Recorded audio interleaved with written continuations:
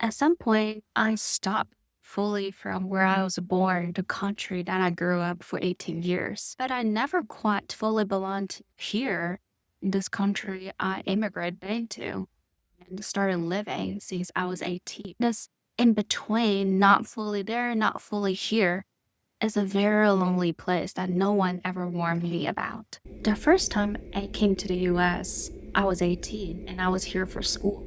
My entire idea is I'm just here to be a college student. The other part of my identity quietly was left behind. I didn't think I'm here to live my life. I only thought about I'm here to go to school, go through the motion of going to class, get a good GPA, get my degree. And during the past 8 years, with a lot of things that happened, my original thought of I'm just here for school no longer holds true. Now I have a job, I have a family here. But I also have a family back home.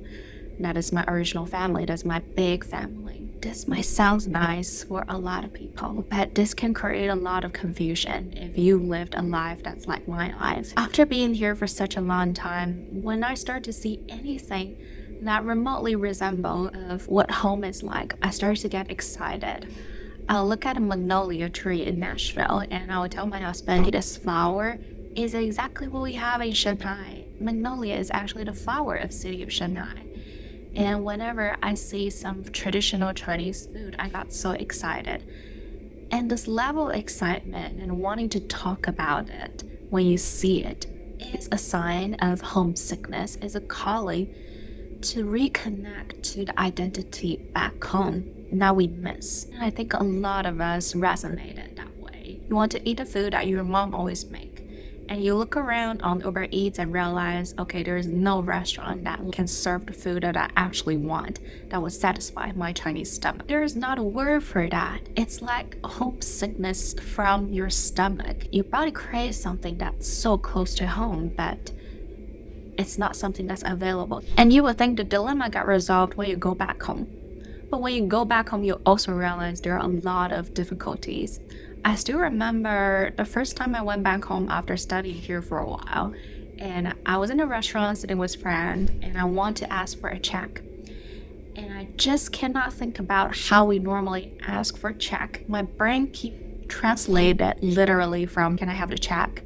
into the Chinese version, which is totally not how we say it in Chinese. Eventually, when I said that, the waiter looked at me a little bit confused and then corrected me by saying, "Is this what you actually want?" And I said, "Oh my God, yes, that's exactly the word I was looking for." It's a very funny experience, but there is a lingering sadness of how can I forget that simple of a word that I've used for 18 years of my life. And this goes beyond just using the language. When I'm back home, every time I go through a shopping mall door, I would expect someone to hold the door for me, but no one did, because this is not usually a culture thing in China, but this is a common practice in America. There is a level of frustration of, hey, how can this person not hold the door for me? It's so rude of them. And then a second thought occurred to me is, well, there was never anyone holding the door for me for the first 18 years of my life. Why would I suddenly expect someone to hold the door for me? It's not that they're rude, it's not a thing people do here. The disconnection from how I was the first 18 years of my life shows up the most strongly when I'm interacting with my family. When I got up in the morning and I wanted to have some water.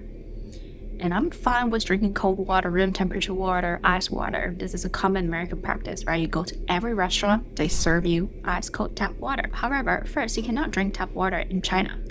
Second, my family always likes to boil the water and make it really hot and say, this is good for your stomach. You don't drink anything that's room temperature or cold in the morning because it's bad for your stomach. Now, I was used to this when I was growing up, so we always were taught to drink lukewarm water, even in the summer when we feel so hot. As kids, we would go out, hang out with the other kids in the neighborhood and come back home to get some water. Our parents, or especially grandparents, will always tell us, you need to drink lukewarm water because this is good for your stomach, good for your digestion system. The lukewarm water is not just lukewarm water.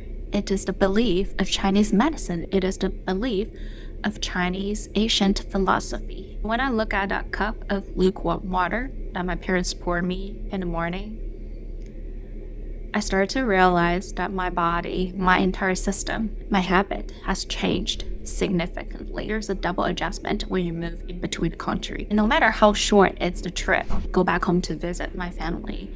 When I come back into my normal day life, where I go to school, where I go to work in America, it always feels like quite of adjustments. The first few days, I would feel very lost. It's a feeling of, yes, everything is familiar. I've been living here most of my adulthood. However, something is missing. The root is missing. The feeling of surrounded by the family is missing. Even the way we speak here is very different. Not just talking about the language itself, but when you are expressing your emotion in a social context, it becomes very different. And a lot of time I find myself saying, I'm so sorry, without realizing what I'm sorry about. And I never understand when other people say something sad, and in the American context, you would say, oh, I'm so sorry about it. I just don't understand, why do I have to say sorry when someone else is feeling bad? And in China, if my family or friends is having a difficult time, what we would do is we usually just sit silently, quietly recognize the pain, the suffering, and give them the space to talk. Maybe give them a hug or just a silent attention. And that is enough without needing to fill the space with a lot of word. But here it almost feels like if you're just holding a space, it's not enough. You constantly have to put word into it. It gives me a lot of anxiety in social situation when I'm sharing some of my experience and people reacting, give me so much empathy. Sometimes I feel like I'm overloaded by empathy. I am a therapist. I was taught to be empathetic, but the word empathetic or using empathy to empathize with other people. Oh, I'm so sorry to hear that. That must be very hard for you. I cannot imagine how hard it is to go through these. These words doesn't translate naturally into Chinese. So every time when I hear someone tell me about something that happened to their life in a Chinese context, I almost always feel like I run out of words to comfort them. I have to remind myself that's okay to just be silent. That's okay to just stay quiet and give them the space to talk. A lot of time after social interaction, especially if I'm hanging out with other therapists, with coworkers, I find myself doubting myself if I had a right response to them. It's almost like when I say that, yes, I fit into the social environment, but I no longer fit into my own personality of my root identity. Luckily, this in-between feeling is not permanent. With time, with a lot of reflection, we sort of integrate these two identities and put them together. And I would like to even think about it as I can create a new sense of identity. I belong. I don't belong here. I don't belong there. But I just need to deeply belong to myself. You have this wide variety of values, of culture, of vocabulary, of way to presenting yourself that you can choose from. It does give you a lot of freedom. Just enjoy being flexible in choosing how I want to present myself and knowing what is the deep sense of you value.